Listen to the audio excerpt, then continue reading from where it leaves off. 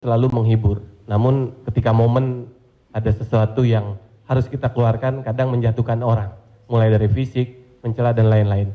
Yang saya mau tanyakan, apakah dengan niat kita menghibur menjadi catatan, apakah menjadi catatan dosa untuk kita?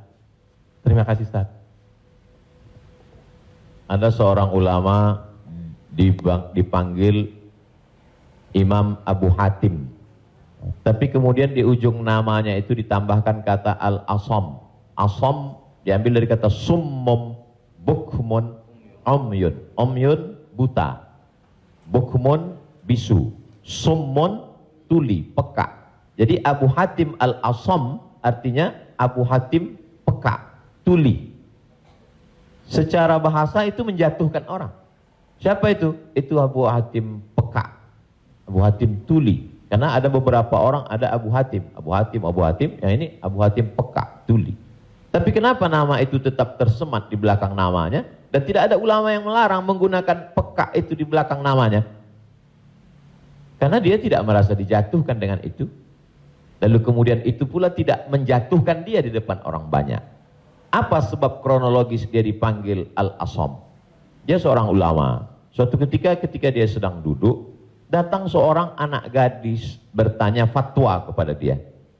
Saat anak gadis itu bertanya fatwa tentang hukum halal haram suatu masalah, mungkin karena wallahu alam bisawab atau saking groginya atau saking kentut anak gadis itu di depan dia. Dia ingin menjaga marwah, harkat, martabat anak gadis ini supaya jangan sampai merasa malu, maka dia diam pura-pura nggak dengar. Akhirnya anak gadis itu nggak jadi malu, pulang dan dia cerita ke orang lain. Aku tadi mengalami begini dan aku kentut di depan Imam Abu Hatim. Terus apa komen dia? Ternyata Abu Hatim itu peka. Dipanggil orang Abu Hatim Al-Asam, peka. Sampai akhirnya setelah anak gadis itu meninggal, Imam Abu Hatim Al-Asam panjang umurnya, meninggal anak gadis itu, barulah Abu Hatim mengatakan, aku sebetulnya enggak peka, hanya ingin menjaga kehormatan dirinya.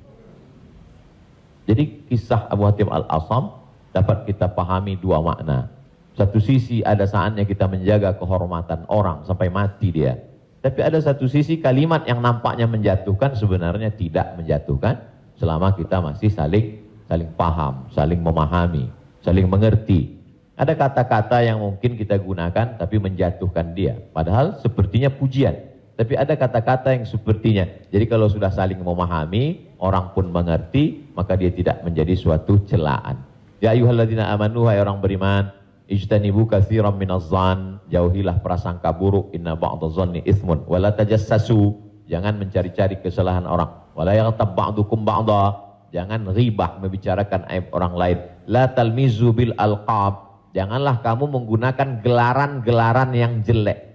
Bukankah tuli itu gelaran yang jelek? Iya. Tapi saat itu digunakannya bukan untuk menjatuhkan dan mereka saling memahami tentang hal itu. Wallahu a'lam bishawab.